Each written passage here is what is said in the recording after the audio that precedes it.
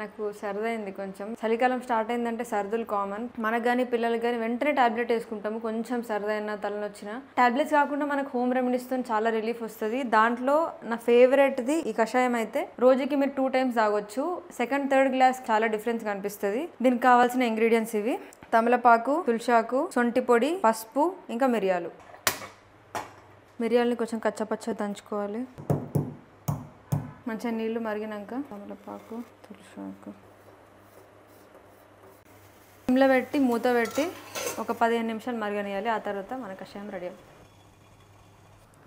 అయిపోయింది. మన కషాయం